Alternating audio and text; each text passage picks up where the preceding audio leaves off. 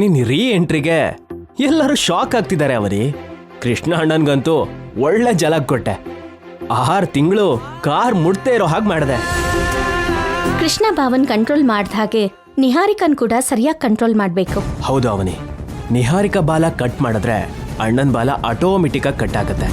ಹಾಗೇನೆ ನಿಹಾರಿಕಾ ಹಿಂದೆ ಬಾಲದ ಹಾಗೆ ಓಡಾಡೋದನ್ನ ನಿಲ್ಲಿಸ್ತಾನೆ. ನಿಹಾರಿಕಾ ನಾವ್ ನಡೆಯೋ ದಾರಿನಲ್ಲಿ ನಡೀತಾ ಇಲ್ಲ, ದಾರಿನ ತುಂಬಾ ತಪ್ತಾ ಇದ್ದಾಳೆ. ಅದಕ್ಕೆ ದಾರಿಗೆ ಕರ್ಕೊಂಡ್ ಬರ್ಬೇಕು. ನಾಳೆ ಬೆಳಿಗ್ಗೆನೆ ನಿಹಾರಿಕಾಗೆ ಇನ್ನೊಂದು ಟ್ವಿಸ್ಟ್ ಕೊಡ್ತಾ ಇದ್ದೀನಿ. ಟ್ವಿಸ್ಟಾ? ಏನದು? ಇವಾಗ ಹೇಳಲ್ಲ, ನಾಳೆ ಏನ್ ನಡೆಯುತ್ತೆ ಅಂತ ನೀನೇ ನೋಡು. ನೀನ್ ಸ್ಕೆಚ್ ಹಾಕಿದೀಯಾ ಅಂತಂದ್ರೆ ನಿಹಾರಿಕಾ ಖಂಡಿತವಾಗ್ಲೂ ಅಪಾಯದಲ್ಲಿ ಸಿಕ್ಕಾಕೋತಾಳೆ.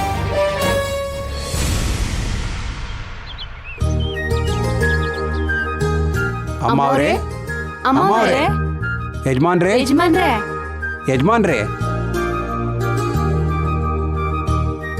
ನಮಸ್ಕಾರ. ನಮಸ್ಕಾರನಮ್ಮ. ನಮಸ್ಕಾರ ಯಜಮಾನ್ರೇ. ಬನ್ನಿ ಕೂತ್ಕೊಳ್ಳಿ. ಬನ್ನಿ ಕೂತ್ಕೊಳ್ಳಿ. ಪರವಾಗಿಲ್ಲಮ್ಮ. ನಿಮ್ ಹತ್ರ ಒಂದು ವಿಷಯ ಮಾತಾಡ್ಬೇಕು ಅಂತ ಬಂದ್ವಿ ಅಮ್ಮ. ಸಡನ್ ಆಗಿ ಬಂದಿದ್ದೀರಾ? ಏನಾದ್ರೂ ಸಮಸ್ಯೆನಾ? ಸಮಸ್ಯೆ ಬರೋದಕ್ಕಿಂತ ಮುಂಚೆನೆ ನೀವೇ ನಮ್ಮ ಹತ್ರ ಬಂದು ಪರಿಹಾರ ಮಾಡ್ತೀರಾ ಅಂಥದ್ದೇನೂ ಇಲ್ಲಮ್ಮ. ನಮಸ್ಕಾರನಪ್ಪ. ನಮಸ್ಕಾರ.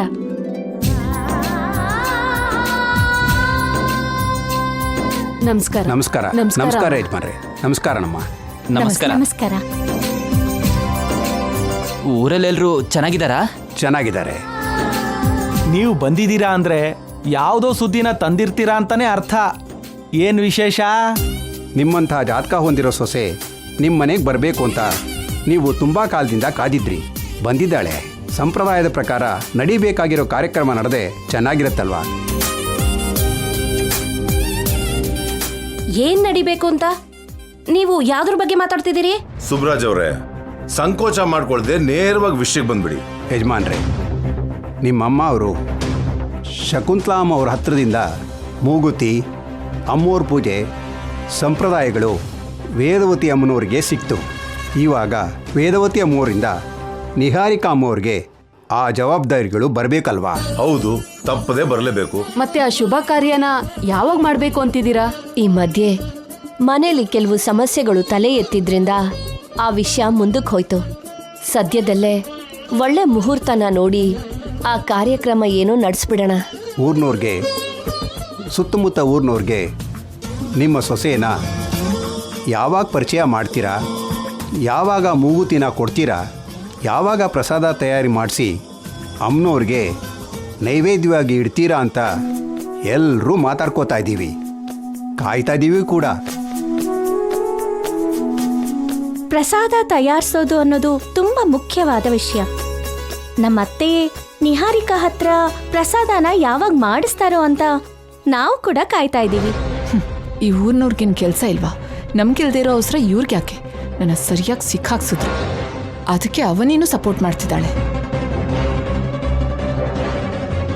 ಈ ಸಂದರ್ಭದಲ್ಲಿ ನಿಮ್ಮ ಹತ್ರ ಒಂದು ವಿಷಯ ಹೇಳ್ಬೋದೋ ಇಲ್ವೋ ಗೊತ್ತಿಲ್ಲ, ಆದರೆ ಎಲ್ಲ ನಮ್ಮೋರೇ ಆಗಿರೋದಕ್ಕೆ ಹೇಳ್ತಾ ಇದ್ದೀನಿ.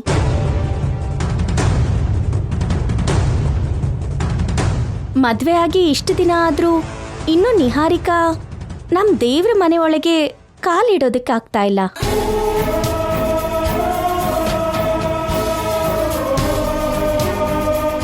ದೀಪ ಹಚ್ಚೋದಕ್ಕೂ ಆಗ್ತಾ ಇಲ್ಲ, ಅಮ್ಮನವ್ರನ್ನ ಮುಟ್ಟೋದಕ್ಕೂ ಆಗ್ತಾ ಇಲ್ಲ. ಯಾಕೆ ಅಂತ ಅರ್ಥ ಆಗ್ತಾ ಇಲ್ಲ. ಯಾಕೋ ಏನೋ ಜಾತಕ ಸರಿಯಾಗಿರೋದೇ ಅಲ್ಲ ಅಲ್ವಾ?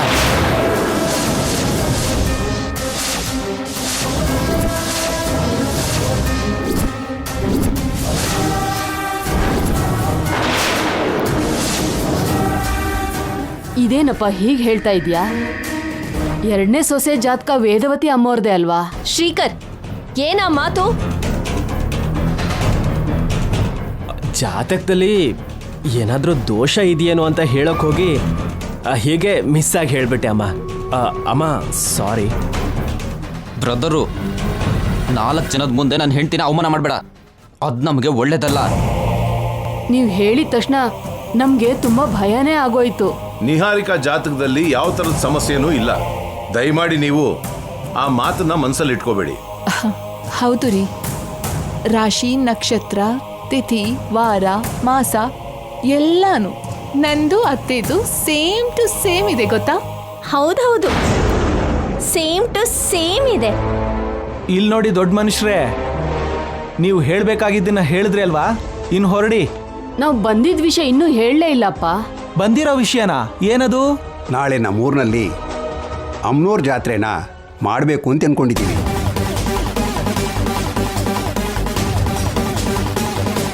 ಆ ಜಾತ್ರೆಯಲ್ಲಿ ನಿಹಾರಿಕಾ ಅಮ್ನೋರ್ಗೆ ವೇದವತಿ ಅಮ್ನೋರ್ ಕೈಯಿಂದ ಮೂಗುತಿ ಧಾರಣೆ, ನಿಹಾರಿಕಾ ಅಮ್ಮ ಪ್ರಸಾದ ಮಾಡೋದು ನಡಿಬೇಕು ಅಂತ ಗ್ರಾಮ ಪ್ರಜೆಗಳ ಪರವಾಗಿ ನಾವು ಕೇಳ್ತಾ ಇದ್ದೀವಿ. ನಾವು ಜಾತ್ರೆನ ಮಾತ್ರ ಇವಾಗ ಮಾಡೋಣ. ಪ್ರಸಾದ ಮೂಗುತಿ ವಿಷಯನೆಲ್ಲ ನಾವು ಮತ್ತೆ ಯಾವಾಗ್ಲಾದ್ರೂ ನೋಡ್ಕೊಳ್ಳೋಣ. ಹಾಗೆ ಯಾಕೆ ಹೇಳ್ತಿದ್ಯಾ ನಿಹಾರಿಕಾ? ದೊಡ್ಡವರು ಕೇಳ್ತಿರೋದು ನ್ಯಾಯವಾಗೇ ಇದೆ ಅಲ್ವಾ? ನಾಳೆ ತುಂಬ ಒಳ್ಳೆ ದಿನ ಅಮ್ಮ, ಜೊತೆಗೆ ಶಿವರಾತ್ರಿ.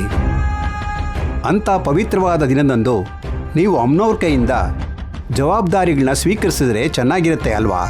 ಅಷ್ಟಕ್ಕೂ ನಾವು ಜಾತ್ರೆ ಮಾಡಬೇಕು ಅಂತ ಅಂದ್ಕೊಂಡಿರೋದೇ ನಿಮಗೋಸ್ಕರ.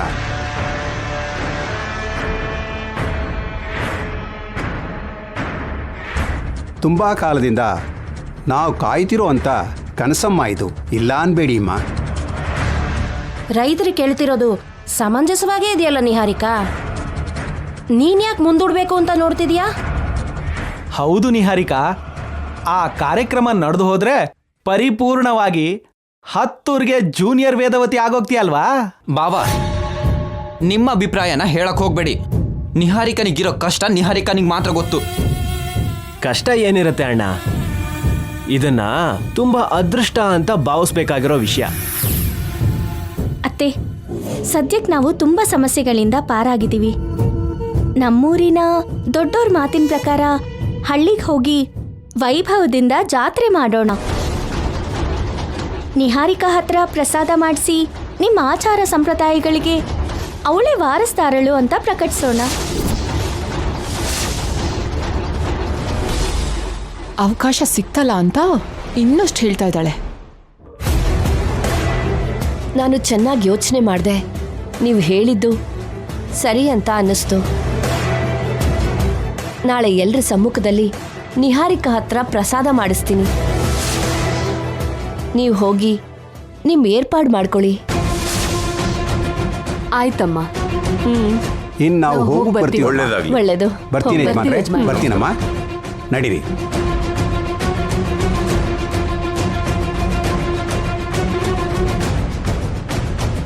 ನಾಳೆ ನೀನು ಆ ಊರಲ್ಲಿ ಪ್ರಸಾದ ಮಾಡಿದ್ಮೇಲೆ ಆ ಊರಿನವರೆಲ್ಲ ನಿನ್ನನ್ನು ಹೊಗಳ್ತಾರೆ. ಏನಾಯ್ತಮ್ಮ? ಯಾಕೆ ಭಯ ಪಡ್ತಾ ಇದ್ಯಾ? ಅಯ್ಯೋ, ಹಾಗೇನೂ ಇಲ್ಲ ಅತ್ತೆ. ಮತ್ತೆ ನಿನ್ ಮುಖದಲ್ಲಿ ಸಂತೋಷ ಇಲ್ವಲ್ಲ?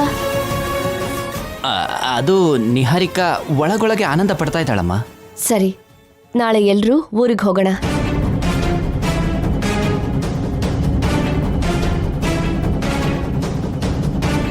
ಬಾವಾ, ನಡಿ.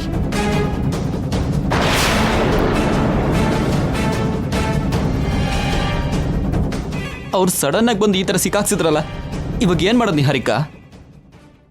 ಏನೂ ಅರ್ಥ ಆಗ್ತಾ ಇಲ್ಲ.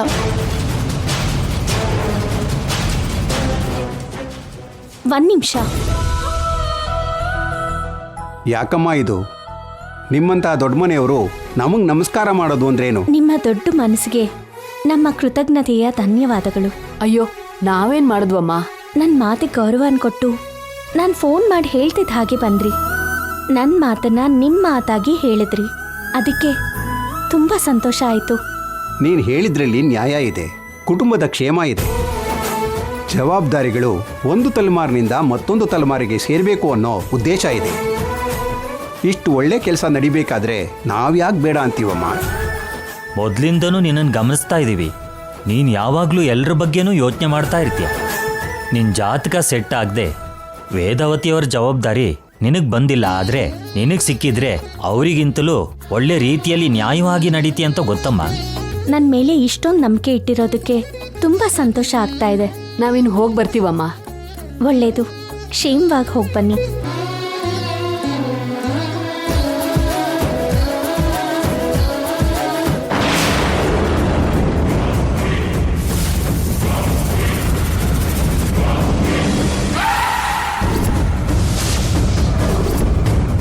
ಇದೆಲ್ಲ ತಮ್ಮ ಪ್ಲಾನಾ? ಯಾ ಮದುವೆ ಆಗಿ ಇಷ್ಟು ದಿನ ಆದ್ಮೇಲೆ ಇವ್ರಿಗೆಲ್ಲ ಇಷ್ಟು ಇಂಟ್ರೆಸ್ಟ್ ಬಂದಿದ್ಯಲ್ಲ, ಯಾಕೆ ಅಂತ ನನಗೆ ಆಗ್ಲೇ ಅನುಮಾನ ಬಂತು. ಆದ್ರೆ ಎಲ್ಲರ ಮುಂದೆ ಕೇಳಕ್ ಹೋಗ್ಲಿಲ್ಲ. ಹೇಳ್ದೆ ಅಲ್ವಾ ನಿನ್ನ ಅಷ್ಟು ಸುಲಭವಾಗಿ ಬಿಡಲ್ಲ ಅಂತ. ವಿದ್ಯಾದಾನದಿಂದ ಜ್ಞಾನನ, ತರ್ಪಣೆಯಿಂದ ಪಿತೃದೇವತೆಗಳನ್ನ, ಹೋಮಗಳಿಂದ ದೇವತೆಗಳನ್ನ, ಭಕ್ತಿಯಿಂದ ಭಗವಂತನ ತೃಪ್ತಿಪಡಿಸ್ಬೋದು. ಆದ್ರೆ ಅಗತ್ಯಕ್ಕೆ ಮೀರಿ ಆಸೆ ಪಡೋ ದುರಾಸೆ ವ್ಯಕ್ತಿನ ತೃಪ್ತಿಪಡಿಸೋದಕ್ಕೆ ಆ ಭಗವಂತನಿಂದ ಕೂಡ ಆಗಲ್ಲ ಅಂತ ಹೇಳ್ತಾರೆ. ನೀನು ಕೂಡ ಅಂತವಳೆ. ಅದಕ್ಕೆ ನಿಂದು ಸುಳ್ಳು ಜಾತಕ ಅಂತ ಎಲ್ರ ಮುಂದೆ ನಿರೂಪಿಸೋದಕ್ಕೆ ನಾಳೆ ಆ ಕಾರ್ಯಕ್ರಮ ನಡೆಸೋದಕ್ಕೆ ನಾಂದಿ ಹಾಡಿದ್ದೀನಿ. ಈ ಕುಟುಂಬ ಸಾಧಾರಣವಾದ ಕುಟುಂಬ ಅಲ್ಲ. ಹಸಿವಿನ ಸಾವನ್ನ ದೂರ ಮಾಡಿರೋ ಕುಟುಂಬ, ಆರ್ತನಾದನ ತಡ್ತಿರೋ ಕುಟುಂಬ, ಬರನ ಓಡಿಸಿರೋ ಕುಟುಂಬ, ಹೊಲನ ಸಂಸಾರನ ಹಸಿರಾಗಿ ಬದಲಾಯಿಸಿರೋ ಕುಟುಂಬ. ದೈವ ಮಾನವ ರೂಪದಲ್ಲಿ ಈ ವಂಶದಲ್ಲಿರೋ ಮನುಷ್ಯರ ಹತ್ರ ಕೆಲವು ಕೆಲಸಗಳನ್ನ ಮಾಡಿಸ್ಕೋಬೇಕು ಅನ್ಕೊಂತಾರೆ. ಅದಕ್ಕೆ ತುಂಬಾ ಭಕ್ತಿ ಶ್ರದ್ಧೆ ಇರಬೇಕು. ನಿನಗ ಆ ಅರ್ಹತೆ ಇಲ್ಲ. ನೀನು ಆ ದೈವಕ್ಕೆ ಕೂಡ ಮೋಸ ಮಾಡಿ ಬಂದಿದ್ಯಾ. ಅದಕ್ಕೆ ನಿನ್ನ ಈ ಕುಟುಂಬದಿಂದ ಕಳಿಸ್ಬೇಕು. ಅದೇ ನನ್ನ ಸಂಕಲ್ಪ. ಅದು ನಿನ್ನಿಂದ ಆಗಲ್ಲ. ನನ್ನಿಂದ ಮಾತ್ರನೇ ಆಗತ್ತೆ. ನಾಳೆ ನಿನ್ನ ಮೋಸ ಬಯಲಾಗತ್ತೆ. ಇದಕ್ಕೂ ಮುಂಚೆ ನೀನು ಪ್ರಸಾದ ಮಾಡದೆ ಹೋದ್ರೂ ನಾನು ಮಾಡಿದ್ದೆ. ನಿಂಗೆ ದೀಪ ಹಚ್ಚೋದಕ್ಕಾಗದೆ ಹೋದ್ರೂ ನಾನು ಹಚ್ಚಿದ್ದೆ. ನೀನು ಪಬ್ಬಿಂದ ಬಂದ್ರೆ ನಾನು ಕಾಪಾಡ್ದೆ. ಈ ಸಲ ನಾನು ನಿನ್ನ ಕಾಪಾಡಬೇಕು ಅಂತ ಅನ್ಕೊಂತಾ ಇಲ್ಲ, ಕಳ್ಳನ್ನ ಹಿಡ್ಕೊಡ್ಬೇಕು ಅನ್ಕೊಂತಾ ಇದ್ದೀನಿ. ತಪ್ಪಿಸ್ಕೊಳ್ಳೋದಕ್ಕೆ ನಾನು ಬೇರೆ ಯಾವುದಾದ್ರೂ ದಾರಿ ಹುಡುಕೋತೀನಿ. ಅಷ್ಟು ದಿಗ್ಬಂಧನ ಮಾಡ್ತೀನಿ. ಯಾವ ದಾರಿನೂ ಇಲ್ಲದೆ ವಿಲ ವಿಲ ಅಂತ ಒದ್ದಾಡಿ ನಮ್ಮೆಲ್ಲರೂ ಕಾಲಿಗೂ ನಮಸ್ಕಾರ ಮಾಡಿ ಓಡ್ ಹೋಗೋ ಹಾಗೆ ಮಾಡ್ತೀನಿ. ಇದು ಅವನಿ ಮಾತಲ್ಲ ನಿಹಾರಿಕಾ, ಆ ಅಮ್ಮನವರೇ ನನ್ನ ಹತ್ರ ಹೇಳಿಸ್ತಾ ಇರೋ ಮಾತು. ಹುಷಾರು.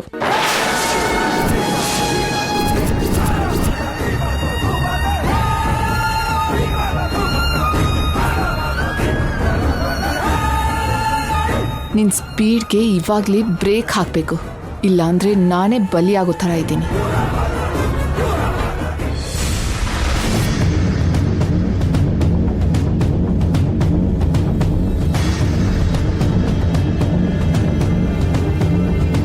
ಅರ್ಥ ಆಗ್ತಿದೆ ಬಂಗಾರ, ನಿನ್ನ ಕಷ್ಟ ನನಗೆ ಅರ್ಥ ಆಗ್ತಿದೆ. ಆ ರೈತರು ಬಂದು ಅಂಥ ವಿಷಯ ಹೇಳ್ತಾರೆ ಅಂತ ನಿಜವಾಗ್ಲೂ ನಾನು ಅನ್ಕೊಂಡಿರ್ಲಿಲ್ಲ. ಏನು ನಡಿಬೇಕೋ ಅದು ನಡೆಯುತ್ತೆ, ನೀನು ಸುಮ್ಮನೆ ಟೆನ್ಷನ್ ಮಾಡ್ಕೋಬೇಡ. ನಾವು ಅವನಿಯಿಂದ ಕಲಿಬೇಕಾಗಿರೋ ವಿಷಯಗಳು ತುಂಬ ಇದೆ. ಅವನಿಯಿಂದ ನಾವು ಕಲಿಯೋದೇನಿದೆ? ಅವನಿನೇ ನಮ್ಮಿಂದ ತುಂಬ ಕಲಿಬೇಕು. ನಾವು ಹೇಗೆ ಭ್ರಮೆನಲ್ಲಿ ಬದುಕ್ತಿದ್ದೀವಿ ಅನ್ನೋ ಕಾರಣಕ್ಕೆ ಅವನಿ ನಮ್ಮನ್ನ ಮೀರಿಸ್ತಾ ಇದ್ದಾಳೆ. ಯಾವತ್ತೂ ಒಂದಿನ ನಮ್ಮನ್ನ ಪೂರ್ತಿಯಾಗಿ ಮುಳುಗಿಸ್ತಾಳೆ, ಸುನಾಮಿ ಥರ. ಇವಾಗ ಅವನಿನ್ ಯಾಕೆ ಆ ಥರ ಹೊಗಳ್ತಾ ಇದೆಯಾ? ರೈತರು ಬಂದಿದ್ದು ಅವನಿ ಸ್ಕೆಚ್ಚಿಂದ. ಏನು? ಅವನಿ ಸ್ಕೆಚ್ಚಾ? ನಾನು ಪ್ರಸಾದ ಮಾಡೋದಕ್ಕೆ, ದೇವರಿಗೆ ದೀಪ ಹಚ್ಚೋದಕ್ಕೆ, ಅನರ್ಹಳಾಗಿರೋದಕ್ಕೆ ರೈತರ ಮುಖಾಂತರ ಪ್ಲಾನ್ ಮಾಡಿ ನನ್ನ ಹೀಗೆ ಸಿಕ್ಕಾಕ್ಸಿದಾಳೆ. ಅವಳು ರೈತರ ಜೊತೆ ಮಾತಾಡೋದನ್ನ ನಾನೇ ಕಣ್ಣಾರೆ ನೋಡಿದೆ. ಅಂದ್ರೆ ನಮ್ಮೇಲೆ ಗೇಮ್ನ ಸ್ಟಾರ್ಟ್ ಮಾಡಿದಾಳೆ ಅಂತ ಆಯ್ತು. ಹಾಗಾದ್ರೆ ನಿನ್ ಬಗ್ಗೆ ನಾಳೆ ಖಂಡಿತ ಗೊತ್ತಾಗ್ಬಿಡುತ್ತೆ. ಇವಾಗ ಹೇಗೆ ತಪ್ಪಿಸ್ಕೋತೀಯ ಬಂಗಾರ? ಏನೂ ಅರ್ಥ ಆಗ್ತಿಲ್ಲ. ನಮ್ಮ ಬದುಕಿಗಷ್ಟು. ಏನಾಯ್ತು? ನೀನೇ ಯಾಕೆ ಬೈಕೋತಿದ್ಯಾ? ನಿನ್ನ ಮದುವೆ ಆಗಿದ್ದ ದಿನದಿಂದ ನನಗೆ ಮನಶಾಂತಿ ಅನ್ನೋದೇ ಇಲ್ಲ. ಪ್ರತಿ ದಿನ ಏನೋ ಒಂದು ಟೆನ್ಷನ್. ಮದುವೆ ಆದ್ಮೇಲೆ ಒಂದು ಊಟಿನೋ ಅಥವಾ ಕೊಡೈಕೆನಾಲೋ ಅಥವಾ ಮಾಲ್ಡೀವ್ಸೋ ಹನಿಮೂನಿಗೆ ಟ್ರಿಪ್ ಹೋಗೋಣ ಅಂತ ಅನ್ಕೊಂಡಿದ್ದೆ. ಆದ್ರೆ ನಾನು ಅನ್ಕೊಂಡಿದ್ದು ಒಂದು ನಡಿದೆ. ಆ ಅವನಿ ಜೊತೆ ಯುದ್ಧ ಮಾಡೋದ್ರಲ್ಲೇ ನಮ್ಮ ಟೈಮ್ ಎಲ್ಲ ಹಾಳಾಗ್ತಾ ಇದೆ. ಇವಾಗ ನಾವು ಯೋಚನೆ ಮಾಡಬೇಕಾಗಿರೋದು ಹನಿಮೂನ್ ಟ್ರಿಪ್ಸ್ ಬಗ್ಗೆ ಅಲ್ಲ, ಪ್ರಾಬ್ಲಮ್ಸ್ ಇಂದ ಹೇಗೆ ಪಾರಾಗೋದು ಅನ್ನೋದ್ರ ಬಗ್ಗೆ. ಬಂಗಾರ, ನಂಗೊಂದು ವಿಷಯ ಅರ್ಥ ಆಯ್ತು. ಏನದು? ನಮ್ಮ ಟೈಮ್ ಹತ್ರ ಬರ್ತಿದೆ. ಯಾಕೆ ಹಾಗಂತಿದ್ಯಾ? ನಡೀತಾ ಇರೋದು ನೋಡಿದ್ರೆ ಹಾಗೆ ಅನ್ನಿಸ್ತಾ ಇದೆ. ಈ ಸಲ ನೀನು ಪ್ರಸಾದ ಮಾಡೋದ್ರಿಂದ ತಪ್ಪಿಸ್ಕೊಂಡೆ ಅಂದ್ರೆ ಅವನಿ ಎಲ್ಲ ವಿಷಯನ ಪೂರ್ತಿಯಾಗಿ ಹೇಳ್ಬಿಡ್ತಾಳೆ. ಅವಾಗ ಹಳ್ಳಿಯಲ್ಲಿ ನಿನಗೆ ಸಿಗೋದು ಗೌರವ ಅಲ್ಲ, ಅವಮಾನ. ಜನ ಎಲ್ಲ ಜೈ ಜೈಕಾರ ಹಾಕಲ್ಲ, ಕಲ್ಲಲ್ಲಿ ಹೊಡಿತಾರೆ, ಮೆರವಣಿಗೆ ಮಾಡಲ್ಲ, ಹೊಡಿತಾ ಹೊಡಿತಾ ಊರಿಂದ ಆಚೆ ಕಳಿಸ್ತಾರೆ. ಅಷ್ಟು ದೂರ ಬರೋದಕ್ಕೆ ಬಿಟ್ರೆ ನಿಹಾರಿಕಾ ಬದುಕಿಗೆ ಅರ್ಥ ಏನಿರತ್ತೆ? ನಾನು ಪ್ರಸಾದ ಮಾಡ್ತಿರೋ ಹಾಗೆ ತಪ್ಪಿಸ್ಕೊಳ್ಳುವಂಥ ಮಾರ್ಗ ಒಂದಿದೆ. ಇದೆಯಾ? ಏನದು? ನಮ್ಮನೆಯಿಂದ ಅಮ್ಮನವರು ಜಾತ್ರೆಗೆ ಹೊರಡ್ತಾರೆ ಅಲ್ವಾ? ಹೌದು. ಜಾತ್ರೆನಲ್ಲಿ ಅಮ್ಮನವ್ರ ವಿಗ್ರಹನೇ ಮಿಸ್ ಆದ್ರೆ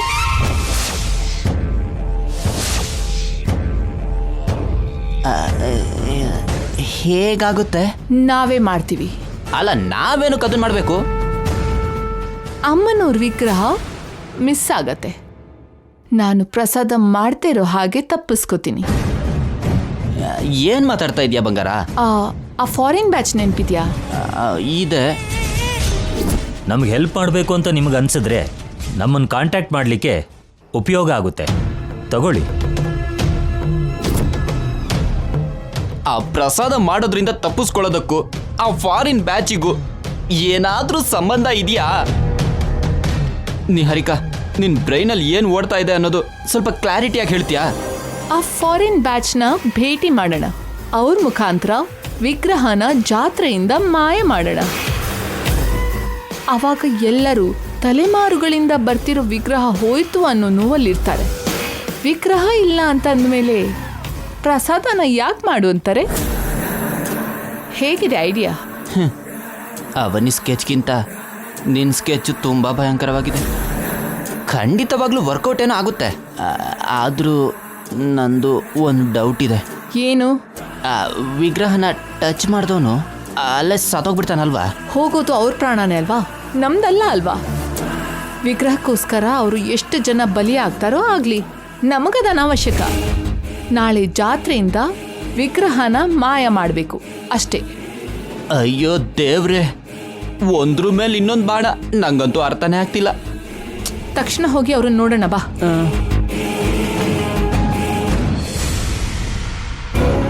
ಹಳ್ಳಿಯಿಂದ ರೈತರು ಬರ್ತಾರೆ ಅಂತ ಆಗ್ಲಿ, ಪ್ರಸಾದದ ವಿಷಯದಲ್ಲಿ ಸರಿಯಾಗಿ ಸಿಕ್ಕಾಕೋತಾರೆ ಅಂತ ಆಗ್ಲಿ, ಆ ನಿಹಾರಿಕಾ ನಿಜವಾಗ್ಲೂ ಅನ್ಕೊಂಡಿರಲ್ಲ.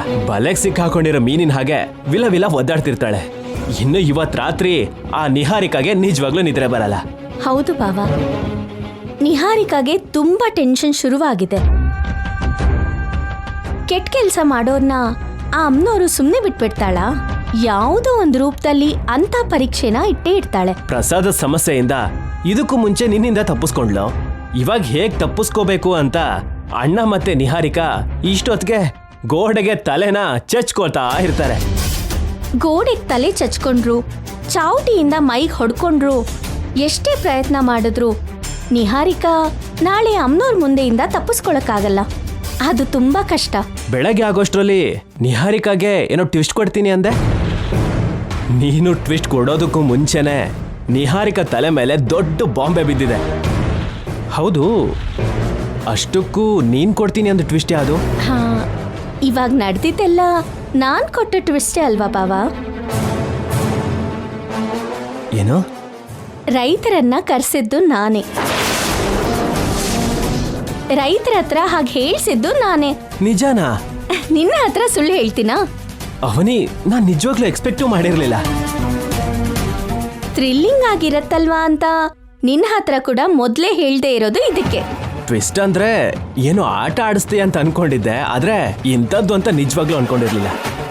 ಅವನಿ, ನೀನ್ super. Dare and dashing award, super women award, smart and beautiful award, ಇಂಥದ್ನೆಲ್ಲ ಎಷ್ಟು ಕೊಟ್ರು ನಿನಗೆ ಕಡಿಮೆನೆ ಆಗತ್ತೆ. ನೀವು ಹೊಗಳೋದೇನೆ ನನಗ್ ದೊಡ್ಡ ಅವಾರ್ಡ್, ನೀವು ಅಭಿನಂದಿಸೋದೇ ನನಗ್ ದೊಡ್ಡ ರಿವಾರ್ಡ್. ನಂಗಿನ್ನೇನೂ ಅಗತ್ಯ ಇಲ್ಲ. ನಿನಗೆಷ್ಟೇ ಕಷ್ಟ ಬಂದ್ರು ನೀನ್ ಮಾತ್ರ ಈ ಕುಟುಂಬದ ಕ್ಷೇಮಕ್ಕೋಸ್ಕರ ಯಾವಾಗ್ಲೂ ಹೋರಾಡ್ತಾನೆ ಇರ್ತೀಯ. ಅದಕ್ಕೆ ನಿನ್ನ ಅಭಿನಂದಿಸ್ತಾ ನಿನಗೊಂದು ಕೊಡ್ಬೇಕು. ಏನದು? 1 ಮಿನಿಟ್.